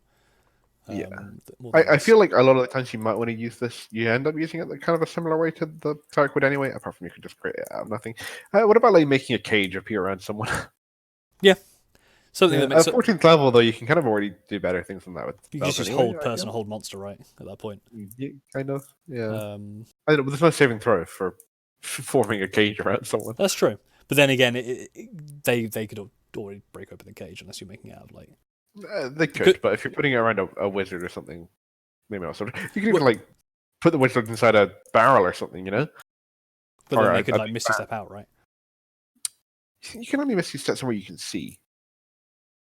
And again, wizards can only cast spells mostly on things that they can see to begin with. So if you just like, there's ways out. Maybe. Well, you know, sure, there are ways out, but I think my point is it's disruptive to them, right? It's true. Guess the other thing to consider as well is the cost of those things. If you have to start thinking about how much these things are worth. Yeah. Like a cage is probably quite expensive if it's made of a decent metal. A barrel, 280 gold is a lot of money, though. Right? Yeah. But then stuff is quite expensive. An elephant is 300 gold. That's my go-to. Where's my elephant? We all know how much an elephant costs in real life, so it's a very good thing for us to. It's a very good point of reference. Yeah. But you know, I don't really think they have things like cages and stuff, right? What would that even come under? Like, what does? I guess it would probably come under adventuring gear, but I guess shackles and stuff under adventuring gear, right? I guess the one downside I can see. Well, I don't. We'll probably come on to more. But one downside I could see of this skill, just from purely a gameplay standpoint, is it's going to slow you down because you're going to get into arguments about, oh, well, what's the cage made of? Oh, but if it's made of like titanium or adamantine, and that's going to cost more. All right, how much does a bar of adamantine cost? How big is a cage? How much iron do you need to make a cage? All right, how much? Yeah, I totally agree with you. I feel like this is kind of similar to the illusory reality feature that illusion wizards get, where it's just so open ended that your mileage is going to completely vary by what your DM allows you to do with this. And it's so open ended right now, but that if you just go by rules as written, you can probably get away with a lot of stuff that I imagine most DMs probably wouldn't allow. Yeah. I mean, there's also the case of obviously saying the DM kind of allows it and then says, all right, I'll check afterwards. We'll take this offline, to use the horrible corporate phrase. It's something I want to do more, where essentially, like, if there's a kind of a rule or something like this that takes more than a minute to kind of discern, like VAR or something, you go, okay, you can do it, or either I'll say yes or no right now, I'll check after the game, that might change the rule in future. So, for example, you make a cage and I go, yes, you can do that, but I will check later and you might not be able to do it in the future. It just keeps the game moving. I don't know that you and I spend a long time talking about the intricacies of things that are pointless for far too long. No, absolutely That's not something that happens. I mean, the fact that we brought that up as a thing and we both agree with it probably shows, and just listen to these videos. For sure. We do this all the time. That's more my point. We start bringing out trigonometry. If you're flying, you go, well, hang on, it's got 30-foot range, but he's flying. Do trigonometry more flying. Usually we use an online thing. We don't do it by ourselves. At least I don't, because I'm stupid. It's very reliant on your creativity as a player and what the DM permits you to do with it. So it's difficult to evaluate something like this. As written, it's super strong because it lets you do a lot of stuff, more stuff than we can probably think of. So it's difficult for me to say, this is kind of garbage, just because I can't necessarily immediately think of ways that it's super, super useful. But I guess that kind of ties back into the bard as a whole. As a bard, you kind of have to be quite creative, because you have to be thinking of ways of using your bardic inspiration. How are you inspiring someone? How are you performing? How are you persuading this person? How are you, like, what item are you going to make a dancing item? What are you going to use performance creation on? There's a lot of creativity within this class that you kind of need to have that kind of mindset to go into it. And I feel like that's not the same as every other class, where you could go in to be a cleric, you don't have to be a pious man. You could be a paladin, you don't have to be a zealous man. You could be a warlock, you don't have to be a cultist. You could play all these things without having the experience of those things. Like, I could be a forge cleric. I would have, if you threw me into a forge right now and told me to make a sword, I would probably somehow stick my head in the forge and die. But that's fine. I don't need to know that. Like, I can look up to see how things are made so I can feel good about myself and use some technical terms like crucible or something. And I can do that, but it's not really required. I feel like Bard is the only one which has a requirement of you as a player to be a certain kind of person, or at least be able to emulate that certain kind of person. I think that's the case for a lot of just characters. We're not looking at classes, but certainly just characters in general, and the bard just happens to play into one of those characters. Yeah, I think it's one of those things where, obviously, we've discussed where we've made characters which we had an idea on how we wanted to do it, but we're not good enough role players or actors to portray what we were thinking, and it kind of goes, oh, this is what I really wanted, it's kind of changed. Like, Drake Silver changed completely to how I wanted him to be. Beargarn is kind of going that way. Who else? Theo is the only one who really kind of stayed in that kind of level, but I'm sure he would have started to go the wrong way if I kind of leaned into the wrong thing, or the campaign went a certain direction. And that's fine. And it's one of those things where whenever you're making a character, you kind of have to understand that, you're not Critical Role, unless you are an actor or something. Generally, you're probably not going to be able to get that idea on paper if it's a fairly complex idea. But you can get the basic of it. Like, Bear is a Forge Cleric. I can do the Forge Cleric stuff without really having to be either a religious man or a blacksmith, right? Do you think we're above average or below average role players? I think we Or our are group? probably. I don't know. I've not been in enough groups. I'd probably say we're average. I think we're a little below average in Maybe. our I groups. I, I don't know. I've been in some groups with some people who are really good at role playing. And it's kind of intimidating actually. Yeah. But Well, in our groups, you and I role play more than some of the other players that we have, right? Like yeah. we kind of engage with things a little bit more. I think part of that as well is Especially because two newer of the people in our players. group, at least in the group that we play with, that we both play in the game with, Language. two of them have English as a second language. I know that Kisma says that when okay. because he plays as he DMs, when he plays in Yeah. German, he finds it a lot easier because he can do accents Makes and he can sense. do that kind of stuff in German, and also he plays with actors, which is quite interesting. Oh, that's very cool. But I think my point is, like, regardless of what character you want to make, if you're making a bard, there's a bit more onus on you to be a certain level, Yeah, right? for sure. Compared to the others. Obviously, you could play a bard, which is really quiet. It'd be weird. I guess you could play a mute It would. bard or like a mime or something. But I again, mean, you got to really kind of work that.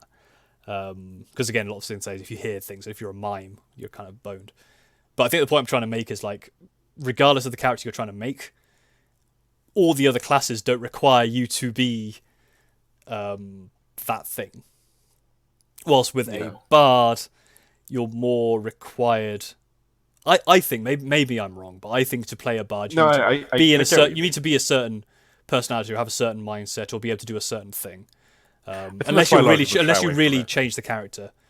I guess that's the thing, right? It's like We play with quite introverted people. I want to say, in general, the D&D players are probably more introverted than the yeah, population. I think that's probably It's starting to becoming a change lot a more little popular bit. nowadays. It is definitely. It's become more popular. But yeah, it used to be obviously very Um, nerdy. But I think what I'm trying to say is, like, if you took something like a Forge Cleric or a Great Old One Warlock and you just thought of the base idea for it, Forge Cleric, Blacksmith, yeah. Great Old One Warlock, Cultist, bit of Eldritch Horror in there, Evocation Wizard, likes to blow stuff up, casts his fireball all the time. Obviously, you can tweak that, but Bard, the kind of immediate thought of any Bard is charismatic, witty,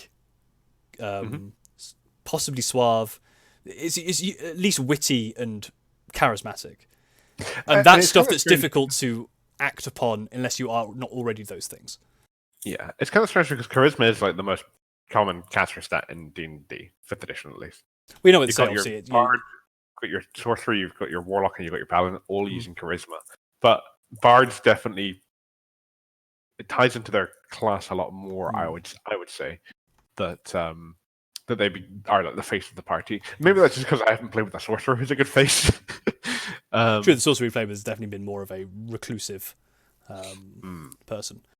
I guess that's one thing. When you play D&D, you want to be someone you're not.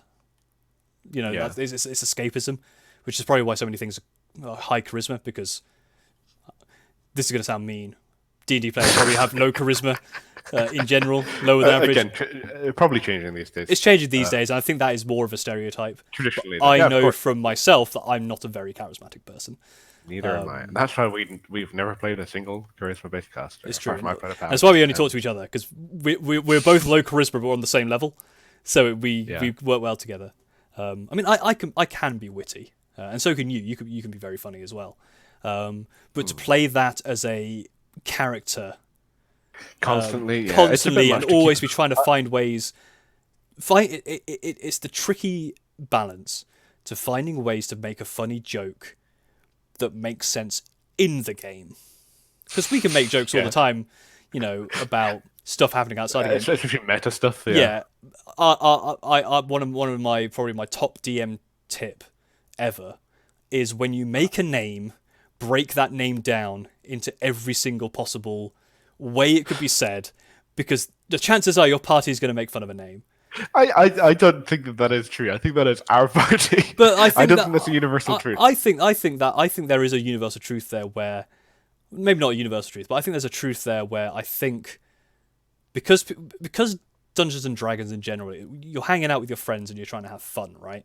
So it's a fairly loose kind of. You're not going in there.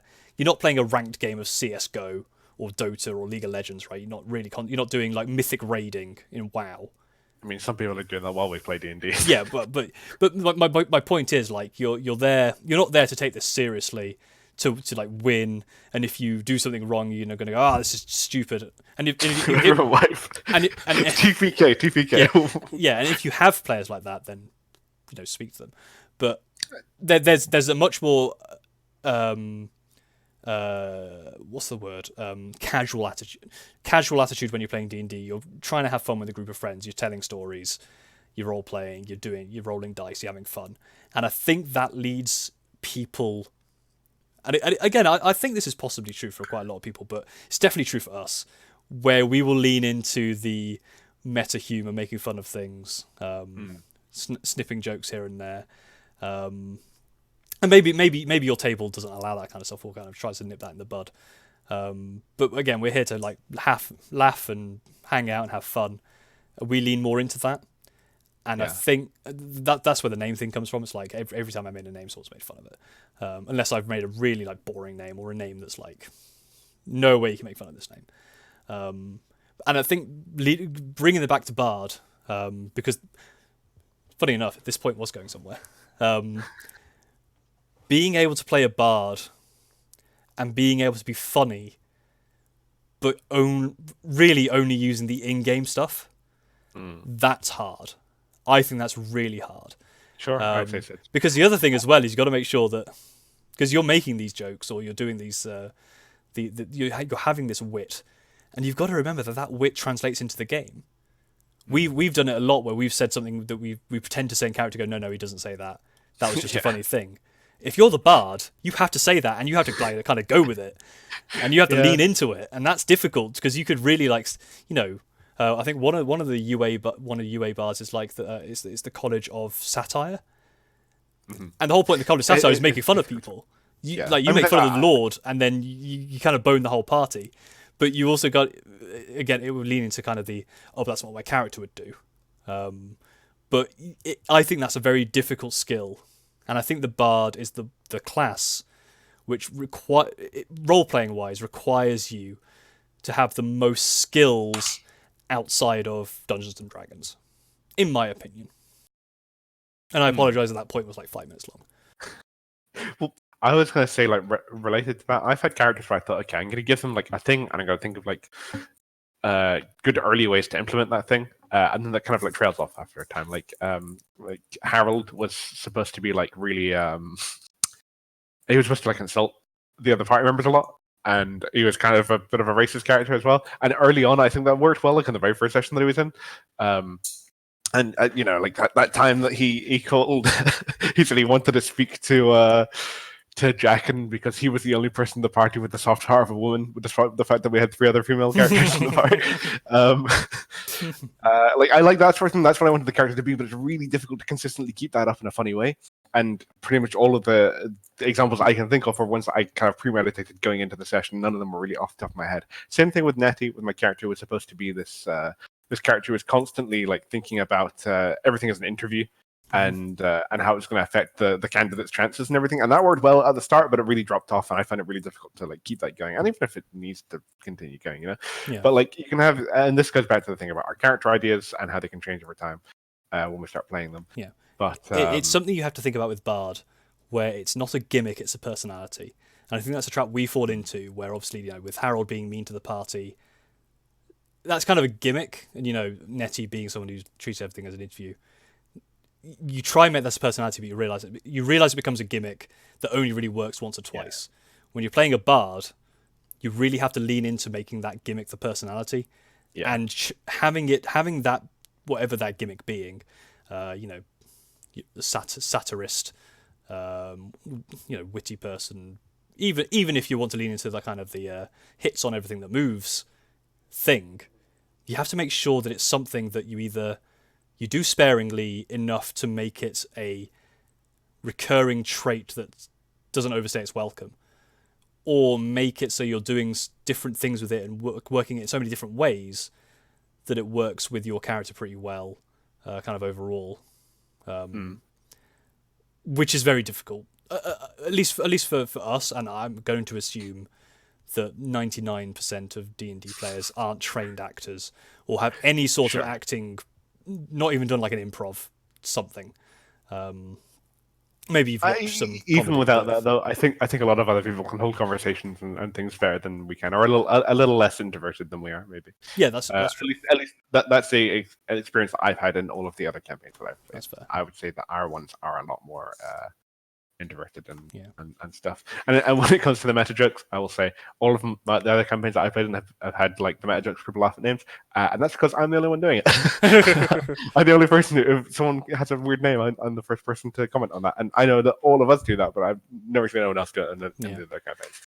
Anything else to talk about the bard before we finish? I mean, college creation, because this is what the topic of the video is about. I think we probably spent.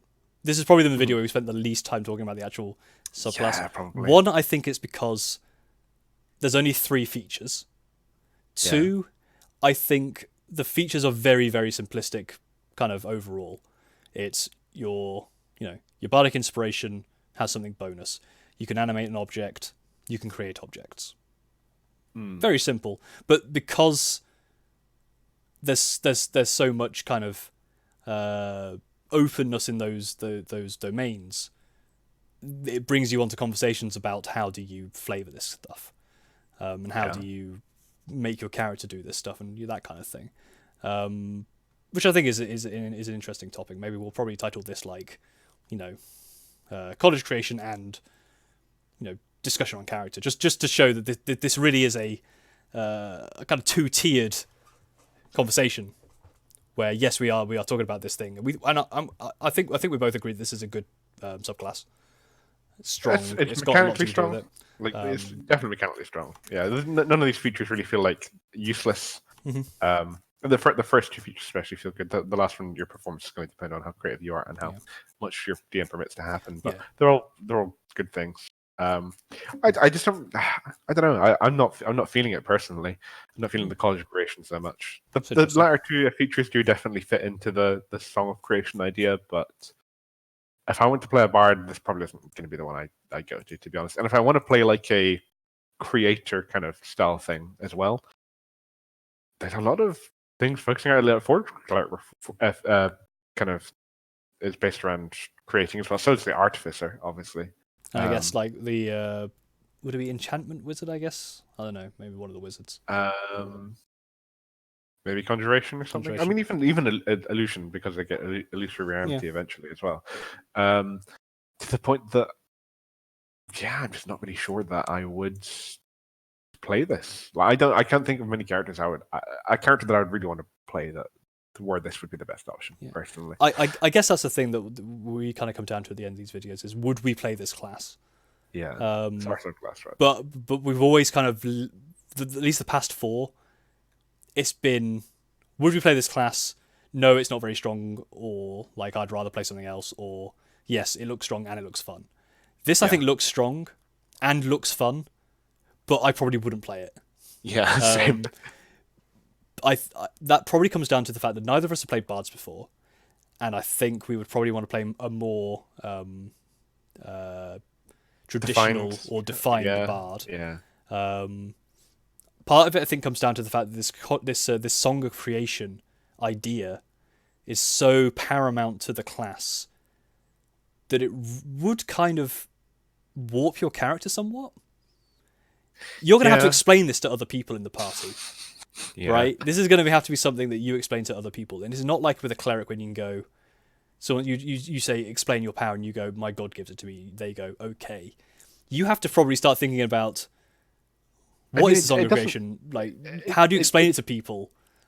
Like, it's not necessarily any more abstract than just the bards getting their magical power in the first place, to be honest, right? No, but you could, with kind of those things, it's kind of left open, right? Like, there is the idea of the weave, but you're in D&D and you just understand that magic exists, right? This kind of gives something extra, which like an extra initial source of your. It gives you an power, initial source, and it gives you this thing which you're kind of weaving all your magic through. You could just never mention it, to be fair, like with all magic, but because you're kind of leaning into this, and because it's mentioned so much in the class features, I think it's probably going to come up at some point, or at least you've got to base your character around believing in this thing so strongly that he can do these things or wants to do these things. I mean, like, if you just look at the bard flavor by default, it just says like they shape the echoes of the primordial words of creation, and that's not too dissimilar to the idea of the Song of Creation in the first place. So I don't think you need to embrace it too hard as this thing that's that much more different than just the bard as a default thing. But I don't know. Yeah, I don't even know if it looks that fun to me. But I'm trying to think like what bard would look more fun to me. I mean, I really like glamour. I do quite like lore just for the skill proficiencies. I like that sort of thing. I like the idea of the jack of all trades sort of thing, and the additional magical secrets as well. And then maybe if you wanted to be like a stabby one, there's the swords and valor. It's a little strange that they have two of those, which are kind of like based around that. True. But I think I could. I think I would be more inclined to play this if I wasn't playing a Forge Cleric right now. I'm kind of doing the creation thing, and that's coming from more of a place of pure creation, like being a blacksmith and being a trained blacksmith. While this is more just kind of, I guess part of the reason I think this probably looks less fun. You don't get to do any creating until level 14. You can animate objects, but then when I get to level 9 as a Forge Cleric, I've got the spell Animate Objects as part of my spell class. Yeah. So 3 levels up after this, I've got a better version of it. Yes, it's 5th level spell class. Bards unfortunately don't get access to extra spell things from their subclasses. But yeah, it would be nice if it was like they do get magical it had a few things. I think they probably get all the things that you want anyway. Like fabricate. Fabricate is not something bards get. Okay, never mind then. Like that just stands out to me as being strange to play a creation-based subclass and then just not have access to a spell as well known as fabricate. And it's not like you're even a second. It's not like you're a half caster. You're a full caster. You know, you can use magical secrets to get it, but yeah, it's not part of your spell. Oh, yeah, of course. Yeah, I forgot on magical secrets. Never mind. Yeah, but there's that. But then that's also kind of like. You'd think that the subclass would get a couple of things, but I guess because you get magical secrets, that kind of you might do. But yeah, it's a weird one. I do like the flavor, and I think the main issue is that you don't get to do any of the creating stuff until level 14. Yeah. You kind of you believe that you can actually manipulate the Song of Creation to create stuff. You are the College of Creation. And yet, up until level 14, you're animating already created stuff, and you're making little notes appear. Yeah. And then you're just doing normal spellcasting, which any arsehole with a book or someone who got hit by lightning can do. Yep. Yeah, it's... Yeah, it's I'm whelmed. I'm whelmed by it. Out of all the ones I think we reviewed, this is the most difficult to really say... Would I play it or not? I think you've kind of made your decision. You wouldn't play this. I don't think I would. I've got too many other. There's too many other ideas that clash with this. That if I did want to like go into this sort of thing, I would do something else. Yeah, I guess. That's probably where it comes down to. Right? If I wanted to play a bard, I would play a different bard. When we looked at the Watcher Paladin, we were both actually fairly excited for it. We were both like, you could do loads of stuff with this. I could probably think of a character I'd want to play right now. And again, with the Warlock one, we thought like, we could do like some sort of joint. We've even discussed this outside of that video.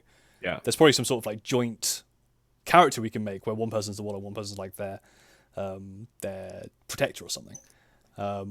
This one I feel like there are so many other ideas. There's nothing that jumps out of me that makes me think, I want to play. I could play a character like this.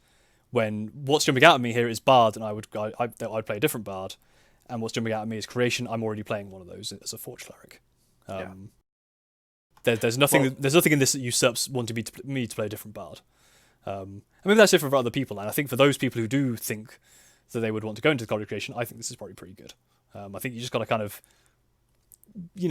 tailor your magical secrets to grab some of those other creating stuff. Yeah. If you like the idea of this subclass, then go for it because it is strong, I would say. But I don't think either of us are. We don't care about it too much. Well, the next video we'll be doing is on the Unity domain, which ties in very nicely to your campaign. So I might make a Unity cleric at some point. I haven't fully read the differences from the last version, but interested to go into that one. Yes, I think that this will definitely be an interesting one. That we said in this video we wouldn't talk much about the changes made. Yeah. This one we will. When we come down to it, we will definitely. I think it's very relevant. It's very relevant. But I think that's going to be all from us today. Yeah. Thank you for watching. If you agreed or disagreed with anything we said, please leave comments to tell us how wrong we are. Especially because I kind of said a lot of stuff here around my idea of the general D&D population. Yeah. I'd definitely like to hear that I'm wrong on this. And maybe I'm just being a bit of an arsehole and maybe. I mean, projecting my own problems into the greater D&D universe. We should definitely put disclaimers in the rest of our videos. Just say like, hey, these are these are our opinions on things. We're barely talking about the class, and we're just kind of shooting the shit. And this yeah, prepared. I think I'll make that a lot more. Maybe we should change the thumbnails to be less. I think for this one, less like this is the thing, and more just like hey. We discuss a bunch of stuff. Yeah, sure. Yeah. Then again, there also might be problems that I'm not talking about that people might come in and say, "Well, hang on, this is a problem with our." I see this problem a lot where something that we don't have a problem with, which is the kind of fun part about D&D, right? We've never had the main thing that you see on RPG horror stories. We've never had any of the main problems on there. Which are that's very true. RPG horror stories we've never even come close to, and we're very, very thankful that our groups might have problems, and there might be problems that we're creating and not helping with. I know for certain that I definitely don't help with the meta stuff because I do it all the time. It's a complaint that I have, yet I still do it because I'm an idiot. But we've never had anything, horrible happen. I don't think we've ever even got angry at each other in a campaign. I think maybe once there was like some people got slightly mad that a turn in combat didn't make sense or something like that. We've never got truly angry at each other, which is great. Because again, it's been fun. Right. Well, see you guys for Unity Cleric. Yes, see you guys later. Thanks for watching.